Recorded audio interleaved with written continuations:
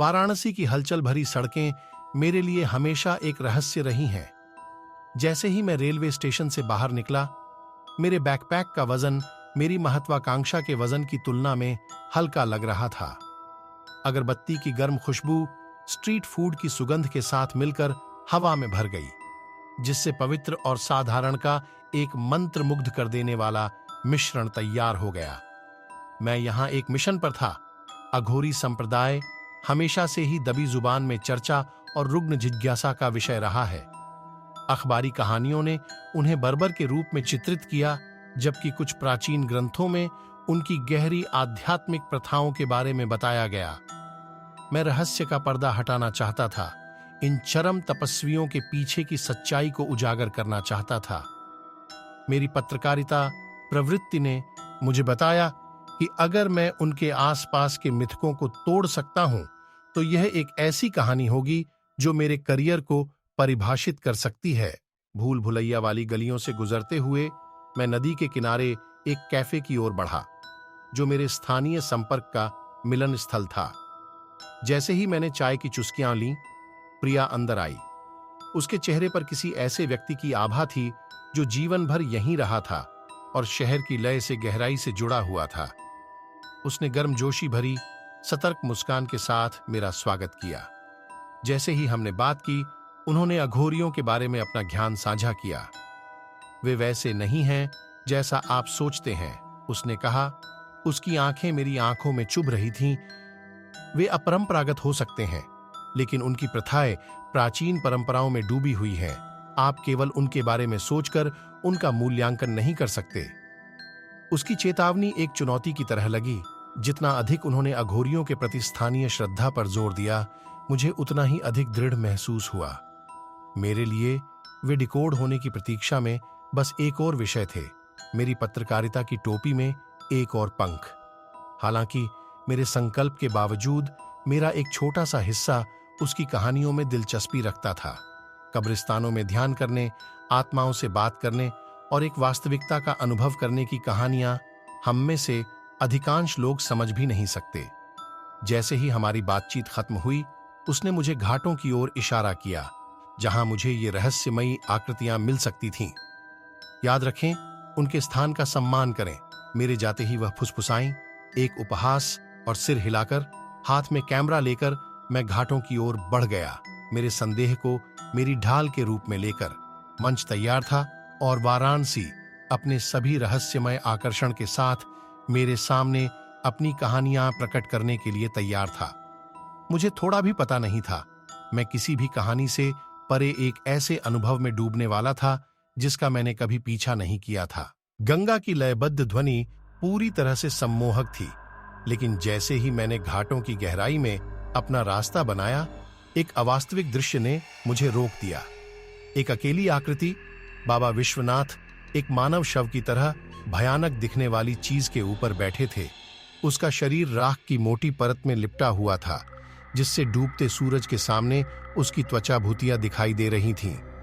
यह एक बेचैन कर देने वाली झांकी थी, जिसमें जीवित और मृत लोग आपस में जुड़े हुए थे। सुरक्षित दूरी पर भीड़ जमा हो गई थी और आपस में कानाफूसी हो रही थी। कुछ विदेशी पर्यटकों बड़ी बड़ी आंखों से देख रहे थे। उनके कैमरे इस विदेशी नजारे को कैद कर रहे थे।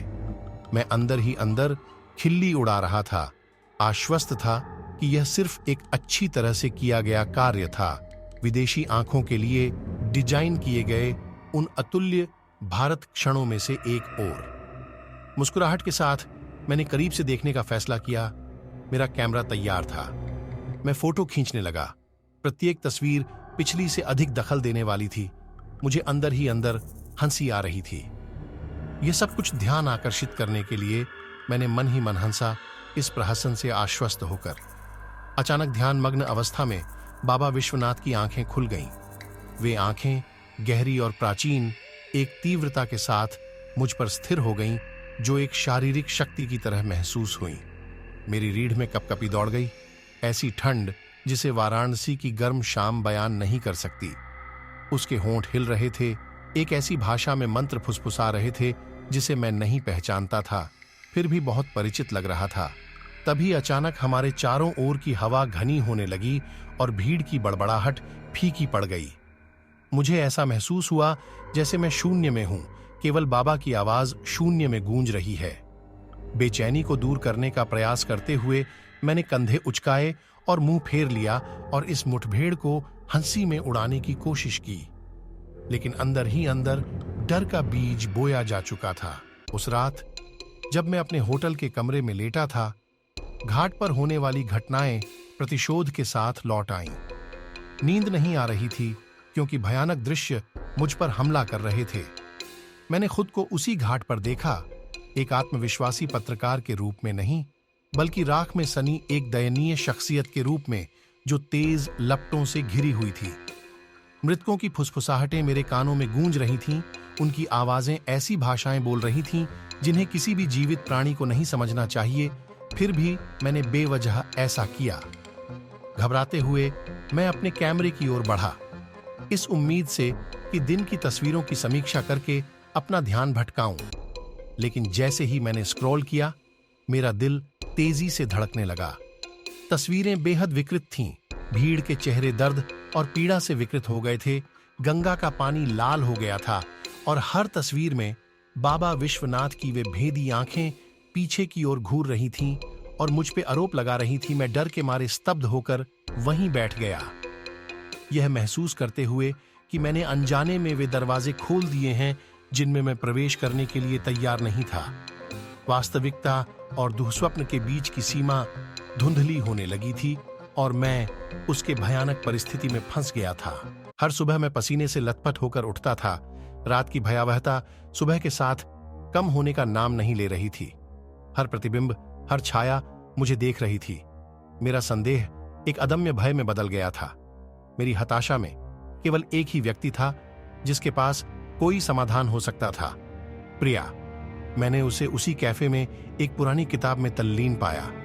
खुशियों की प्रतीक्षा न करते हुए मैंने अपने अनुभवों को उगल दिया। उसने सुना, उसकी अभिव्यक्ति में सहानुभूति और आशंका का मिश्रण था।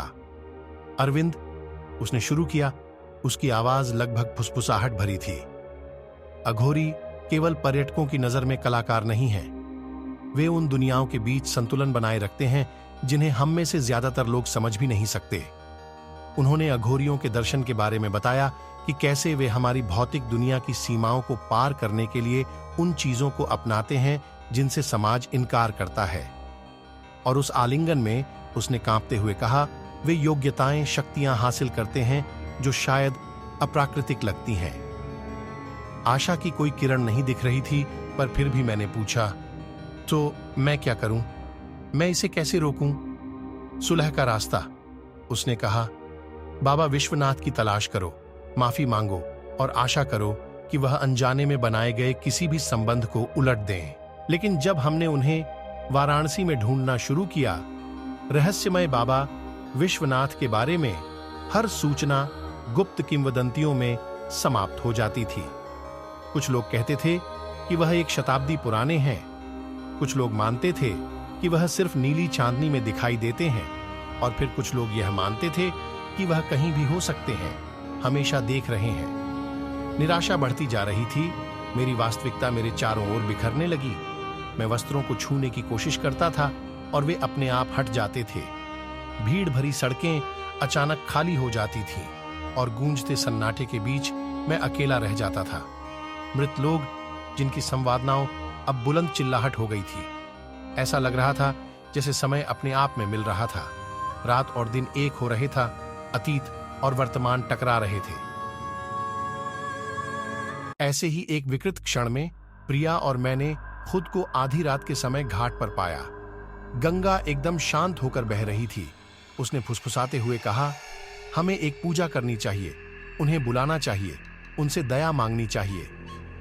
जैसे ही हम शुरू हुए, गंगा का पानी हिलोरे मारने लगा।